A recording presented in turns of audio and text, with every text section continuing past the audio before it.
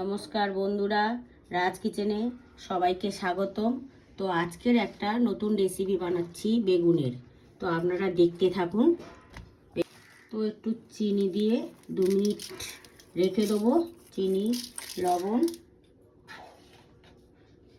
পরিমাণ মতন দিয়ে দিলাম যাতে ভেতরটা ঢুকে যায়। তো সামান্য একটু হলুদ দিয়ে দেবো।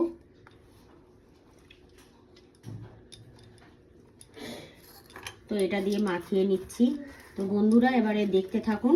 তো আমি একটা জিনিস ঢোকাচ্ছি, রসুন বেগুনের মধ্যে ঢুকিয়ে দিলাম। একটা পিসের মধ্যে 4টে করে 3টে করে রসুন দিয়ে দেবো, যাতে এটা ভাজলে দারুণ খেতে লাগবে। আপনারা এইভাবে বানাবেন।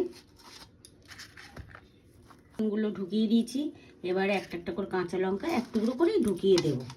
তো খেতে দারুণ। তো এগুলো ঢুকিয়ে দিলাম আমি, রসুন, কাঁচা লঙ্কা, নুন, হলুদ, চিনি মাখিয়ে এবারে দিলাম। বন্ধুরা এবারে আমি একটু আটা নেব। আটাটা একটু জল দিয়ে মিশিয়ে নেব। 2 মিনিট রাখবো।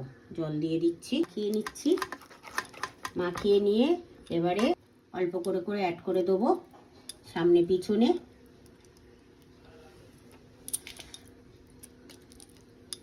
বেগুনটা ওপরে আটাটা জল দিয়ে গুলে নিয়েছি, নিয়ে ওপরে সামনে পিছনে অ্যাড করে নিলাম। বন্ধুরা গ্যাসটা জ্বালিয়ে দিলাম। এবার কড়াটা গরম হবে, তেলটা দিয়ে দিলাম। তো একটু বেশি পরিমাণে তেলটা দিতে হয়, বেগুনটা যেহেতু বড় বড় করে মোটা মোটা করে ভাজা, তো তার জন্য। বন্ধুরা তেলটা গরম হয়ে গেছে। তো এবারে বেগুনগুলো দিয়ে দেবো।